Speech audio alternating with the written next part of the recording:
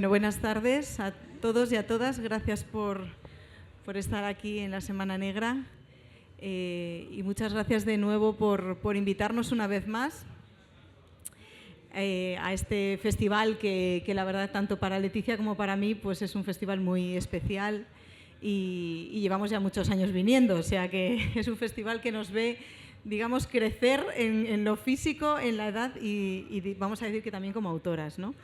Bueno, estamos aquí para presentar este libro que se llama Fragmentos del mapa del tesoro. Es un libro maravilloso para lectores, para lectoras, es todo un festín literario y que habla de algo que yo creo que es bastante desconocido en Asturias. Yo por lo menos no lo conocía. Habla de la biblioteca de Augusto Monterroso. Augusto Monterroso, bueno, como sabéis, me imagino, nació en Honduras, pero bueno, fue guatemalteco, es donde vivió, aparte de México, y su biblioteca está aquí, está en Asturias, está en Oviedo. Entonces, este libro, que no es una novela, es un libro que ahora diríamos de no ficción, es un ensayo literario muy personal de Leticia, es un libro que nos habla de la biblioteca de Augusto Monterroso, que está en Oviedo. Y es, como os digo, una maravilla porque a los que nos gusta leer, poder saber de otras bibliotecas, de otros libros y en este caso de un gran autor como Augusto Monterroso, pues es maravilloso. Entonces yo quería empezar preguntándote, aparte de agradecer y felicitarme por estar de nuevo contigo presentando este libro, preguntarte y que nos cuentes por qué y cómo llegó la biblioteca de Augusto Monterroso aquí a Asturias, a Oviedo. Bueno, ¿esto funciona? Sí. Funciona. Bueno, pues muchísimas gracias, Noemí. Es la segunda vez que presentas ya este libro y tu lectura siempre es maravillosa. Pues claro, mucha gente se sorprende de qué pinta la biblioteca de Augusto Monterroso, un escritor guatemalteco, en Oviedo. Y la verdad es que su destino fue curioso y, como le dices, hay muy poca gente que lo sepa. Yo en parte escribí este libro para que se supiera el tesoro que tenemos aquí. Cuando Augusto Monterroso fallece, su viuda, Bárbara Jacobs, decide legar su biblioteca personal y todos sus efectos de escritura a la Universidad de Oviedo por varios motivos, pero sobre todo son por dos. Uno de ellos es porque cuando se le dio el Premio Príncipe de Asturias de las Letras en el año 2000, él se quedó maravillado con Oviedo. Le pareció un sitio muy confortable en el que se le había querido muchísimo. Esta fue una de las razones, pero probablemente la razón principal fue su vinculación con Clarín. Fíjate tú, con Clarín. Y no con la regenta, precisamente, que es lo que casi todo el mundo conoce de él, sino por sus cuentos. Monterroso tenía una relación muy personal con Adiós Cordera, de Alas Clarín, que es un cuento en el cual los dos hermanos, tienen que despedirse de la vaca junto a la que se han criado cuando se van al matadero. Bueno, Monterroso siempre dijo que este cuento fue el que le enseñó a sentir de verdad, el que le enseñó en la literatura a conmoverse cuando él era niño. Entonces, la vaca, para Monterroso, es un elemento literario muy importante. De hecho, uno de sus primeros cuentos se llama La vaca y hay un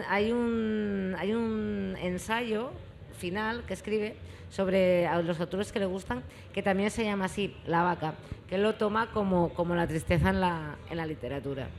Entonces, por estos motivos, considera Bárbara Jacobs que el mejor sitio donde están los libros de Monterroso es en Oviedo.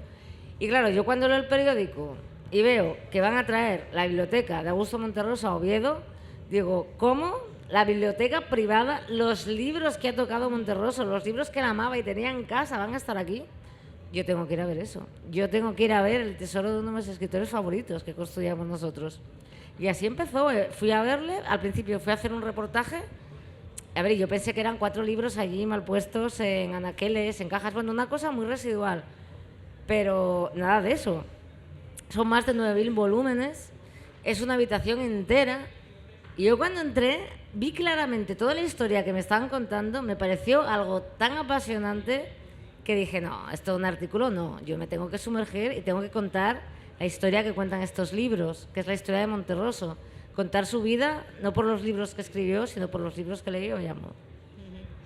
Fijaos que hay una cosa que has comentado, has hablado de Adiós Cordera, este famoso cuento, ¿no?, de Clarín, y es normal que a Augusto Monterroso ese cuento le llegara muchísimo, porque Augusto Monterroso trabajó en un matadero. Sí.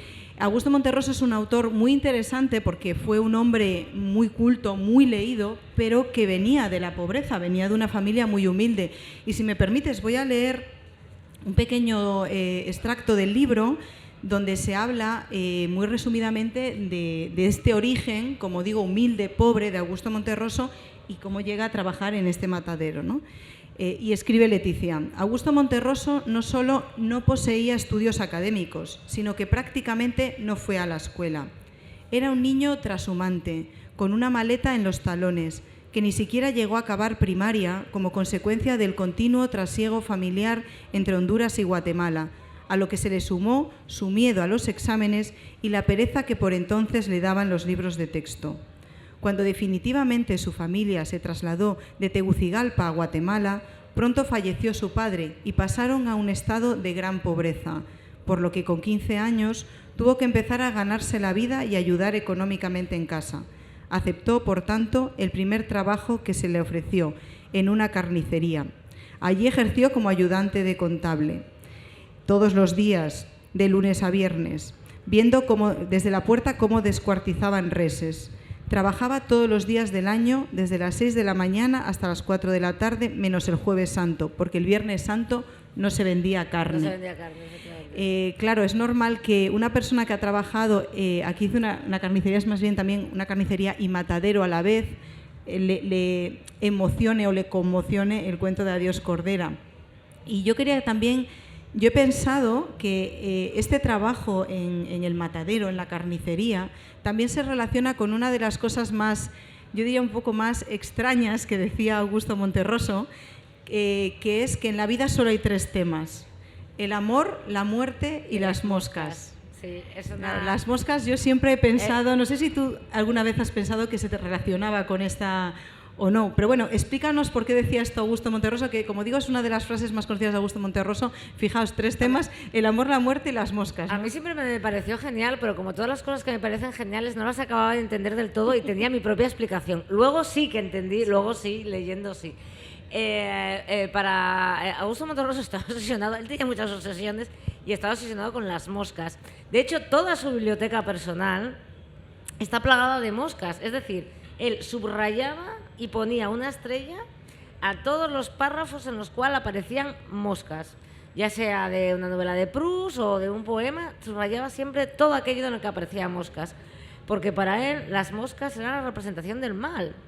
De alguna forma, como otros animales en la literatura, como Moby Dick, la ballena que representa el mal, o como en Edgar Allan Poe, el cuervo, pues para Augusto Monterroso, si la vaca era la encarnación de la tristeza, las moscas es la encarnación del mal, ¿no? Porque decía que eran pequeñas, molestas, zumbonas y estaban en todas partes.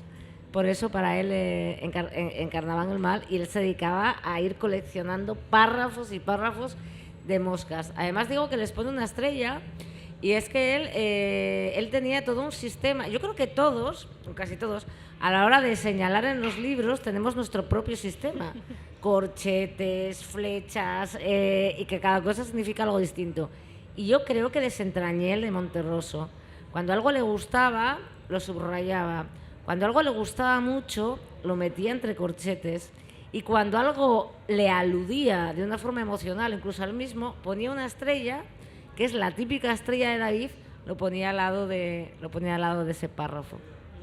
Es muy interesante esto porque, claro, las bibliotecas personales que tenemos hablan de nosotros, de muchas maneras. Es decir, no solo los libros que leemos, los libros que no leemos, que pueden estar en la biblioteca pero quedan sin abrir, aquello que subrayamos, por supuesto, incluso cómo los marcamos, si los marcamos, no los marcamos, cómo los ordenamos, cómo los desordenamos. Es decir, es muy interesante también. Yo nunca había leído un libro como el tuyo, Leticia. No había leído nunca un libro en el que aprendiera a conocer a una persona a través de su biblioteca. Es decir, yo he acabado conociendo más a Augusto Monterroso por las cosas que leía y, como tú dices, las cosas que señalaba y que subrayaba, ¿no?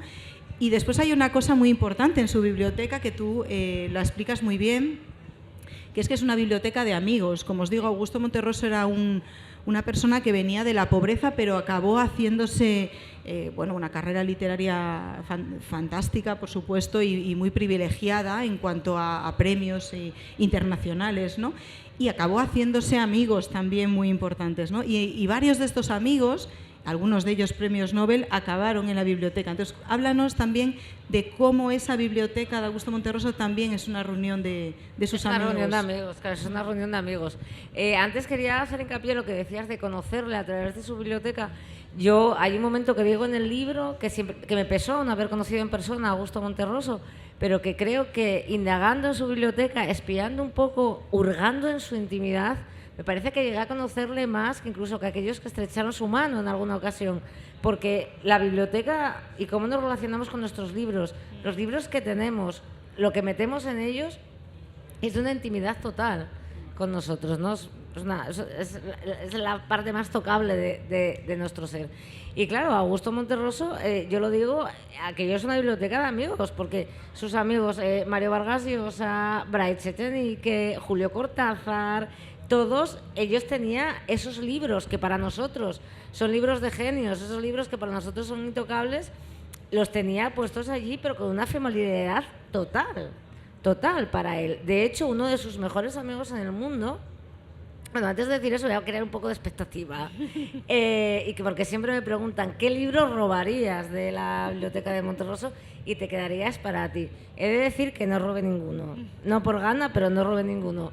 Y me gustaría quedarme muchos, pero sobre todo yo creo que si solo tuviera que escoger uno, elegiría la primera edición de Pedro Páramo, firmada por Juan Rulfo, porque me parece una cosa magistral. Es decir, Juan Rulfo, que ese escritor tan misterioso, tan arcano, que no aparecía y que le ponía aquella dedicatoria, ver la letra de Juan Rulfo, que es uno de los mayores misterios de la literatura, codiciados, pues probablemente yo me llevaría eso, porque Augusto Monterroso era muy amigo de Juan Rulfo. Entonces los libros de Rulfo te atacan por todos los sitios de la biblioteca. Es como, si solo escribió 2, sí, pero es que los tiene muchísimas ediciones, en muchísimos idiomas, y tiene muchísimas cosas sobre Rulfo. Luego es una maravilla ver las dedicatorias, ¿no? Las dedicatorias que le hace García Márquez, las dedicatorias que le hace Vila Matas, es todo precioso ver cuánta complicidad hay entre los escritores y cómo se tratan realmente, claro, como amigos, como lo que eran, ver el boom realmente como una reunión de amigos. Estaba pensando ahora que hablabas de Rulfo, ¿cómo era Rulfo? Rulfo, sabéis que era un hombre muy esquivo. Aparte que no hubo manera de que escribiera algo más, ¿no? Pero era un hombre esquivo, era un hombre complicado. Era un hombre que se daba muy poco a conocer, ¿no? Y efectivamente era muy amigo de Monterroso, y yo creo que ellos también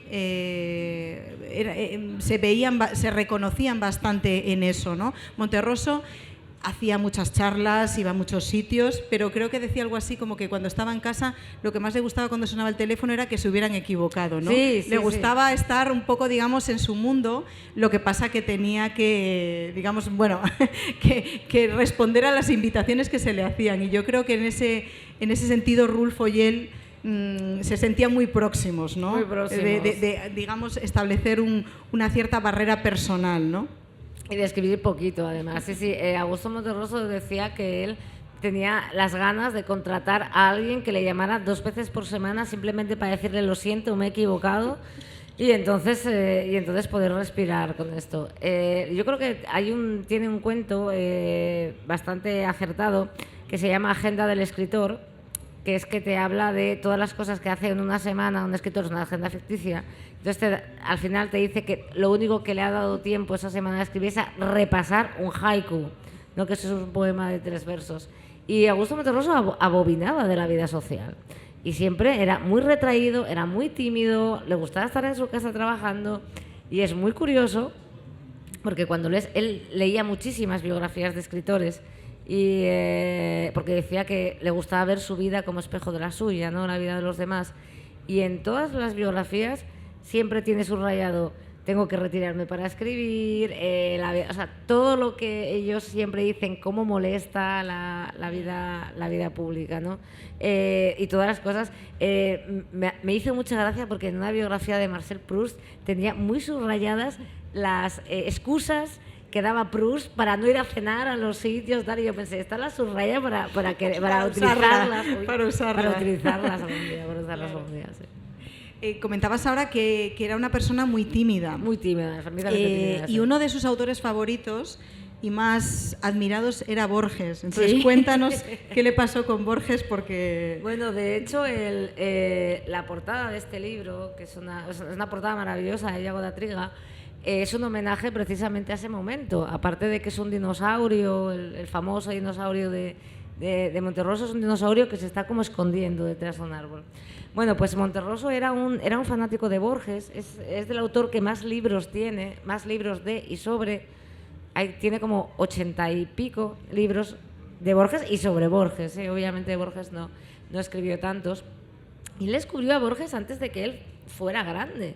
Quiero decir, él estaba obsesionado diciendo, hay un autor en Argentina que si estuviera escribiendo en inglés lo leíamos todos traducido como locos, pero como despreciábamos el castellano, bueno, era un gran fan de Borges y decía que a él le gustaría que todo lo que él hubiera escrito se considera un homenaje a Borges.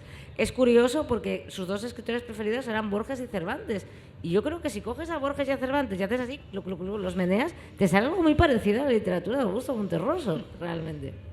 Pero bueno, entonces Borges va un día a México, y que es donde vivía Monterroso, y le dicen, coño, preséntale, porque ya que tanto has hablado de él, y Monterroso dice que no, que ni para tres, que no lo presenta. Dice, pero Borges dice que quiere verte. Y dice, Borges quiere ver cualquier cosa. No. Entonces decide ni presentarse en el acto, ni presentarse a él. Pero ocurre una cosa muy curiosa al día siguiente, y es que Borges y su mujer de entonces, María Kodama, coinciden en el aeropuerto con Bárbara Jacobs y Augusto Monterroso. Y entonces Monterroso no quiere ir a presentarse, pero lo que hace es, se pone en una columna del aeropuerto y le mira así, escondido desde atrás, porque quiere verlo de cerca, ¿no? Pero no se atreve a ir a presentarse. Y me parece un momento tan enternecedor el de Monterroso escondido detrás de la columna del aeropuerto, vigilando, observando, viendo de cerca a su gran ídolo. Al final dices, mira, ¿cómo somos? ¿Cómo somos? Yo ahí siempre pienso que es que Monterroso era un tío muy, muy prudente, porque conocer a tu escritor favorito él siempre, es un gran riesgo. Él siempre si no te cae bien, ¿cómo lo vuelves a leer? ¿No? O sea, era un tío prudente, aparte de tímido. Decía que era súper peligroso, porque en el momento que conocías a un escritor dejabas de leerlo. O sea, esto pasaba ipso facto. Y de hecho él tuvo varios encuentros con algunos de sus escritores favoritos y fueron calamitosos, porque él no sabía realmente qué decirle.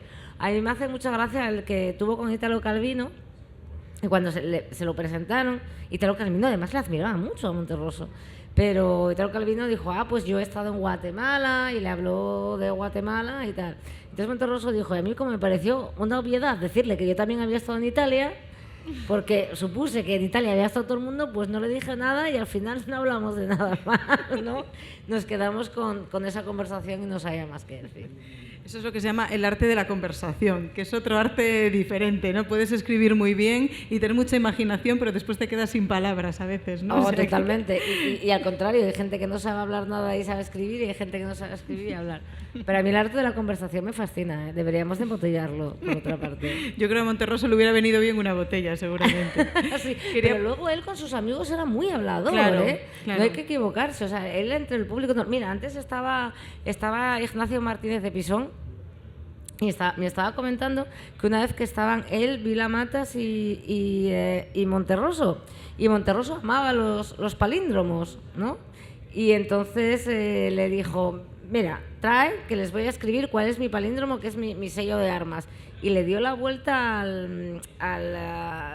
lo que se usa, lo que tenía Martínez de Pisón para entrar en el avión, no me sale ahora el nombre. La tarjeta de embarque, ¿no? La tarjeta de embarque. Y le da la vuelta y entonces puso efectivamente su palíndromo, que es su escudo de armas, que es acá Tito lo saca. No, Monterroso lo llamaban Tito. Y entonces a Vila Mata le gustó mucho y le dijo Martín de Pisón, ¿me lo das? Sí, sí. Y luego fue a su casa, Pisón, unos años después, y vio que lo habían marcado la tarjeta de embarque con que lo había puesto porque admiraba mucho a Monterroso.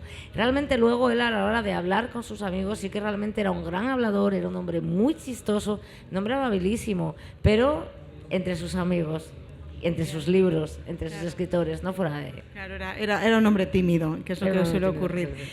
Ahora que has hablado de la tarjeta de embarque, pienso en estas cosas que quedan en los libros, ¿no? Yo pienso en los míos cuando yo me muera, ¿dónde acabarán? Posiblemente en manos de mis sobrinos. ¿Y qué encontrarán dentro, no? Y en los libros de Monterroso tú has encontrado muchas cosas. Sí. No voy a decir yo ninguna. Dinos tú qué has encontrado en los libros y en la biblioteca, porque bueno, hay cosas curiosas, ¿no? Sí, es curioso porque hay mucha gente que me ha dicho, es que después de este libro es la primera vez que me he preguntado, Dios mío, cuando yo me muera, ¿qué hay dentro de mis libros? ¿Qué he dejado ahí metido? ¿Qué he dejado allí? ¿Qué pensará la gente? Él metía sobre todo, bueno, dentro de los libros se encuentran casi cualquier cosa, desde lazos, flores, eso me encantó. Hizo unos sobrecitos con flores dentro que ponía flores encontrados en la tumba de Yeats, flores encontrados en la tumba de distintos autores. Metía lazos, metía billetes de metro, metía muchísimos billetes de avión, o sea, se notaba dónde iba. O sea, tú puedes hacer realmente la biografía de alguien por decir, este libro lo estaba leyendo aquí, este libro se lo dedicaron allí. Y luego metía muchísimas fotografías y metía muchísimos retratos. Tú date cuenta que por entonces, cuando él empezó a hacer su biblioteca, ni existía internet, ni existía muchas veces la costumbre de poner la foto de los autores en las solapas, que por cierto ahora es una costumbre que se está quitando, pero este es otro tema. Y entonces él lo que hacía, se dedicaba a recortar de periódicos y de revistas fotos de los escritores y las metía dentro a la que correspondía, que además eran unas fotos peculiares, eran fotos pues de Flannery O'Connor dándole comida de unos pavos, de Bertrand Russell abrazado a unos niños, de Pablo Neruda con su mujer mirando así a cámara, eran unas fotos bastante peculiares, ¿no? Sí. Y encontraste también hay una placa de unos pulmones, una radiografía, sí, ¿verdad? Efectivamente, hay una radiografía. Eso no era dentro de los libros, era dentro de sus fotos, porque también donaron sus fotos personales. Y dentro de las fotos había una placa de los pulmones que él guardó y allí la tenemos por si alguien quiere saber. Entonces una amiga mía que es médico me dijo, ¿y qué tenía? Digo, yo qué sé. O sea, Dos pulmones.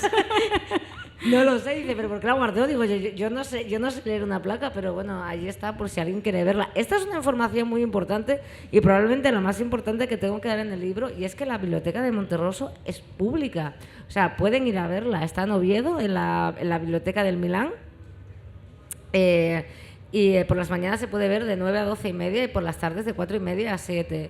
Entran allí, dicen, queremos entrar, está en el segundo piso, queremos entrar allí, y pueden ir y mirar todas estas cosas que les estoy diciendo, todos estos libros que tenía, las anotaciones que hacía, las dedicatorias que tiene, algunas primeras ediciones, y la verdad es que es una emoción tremenda meterse en la biblioteca privada, en la privacidad y en la intimidad y en su cerebro de uno de los grandes genios de la literatura del siglo XX, ¿eh? Bueno, nos queda muy poquito tiempo. Casi me gustaría finalizar y que tú leyeras algo, si te parece. Lo que quieras. Entonces, para que veáis también... Señálamelo tú, que leo. Lo que tú quieras. No sé decirte. Pues, Ale, mira. Yo os había leído esa parte de Augusto Monterroso para que lo conocierais, y es verdad que a través del libro, como os decía, se va viendo un poco su vida, sus amigos, sus temas, ¿no? A ver qué parte has elegido, tengo curiosidad. Mira, la que acabo de saber.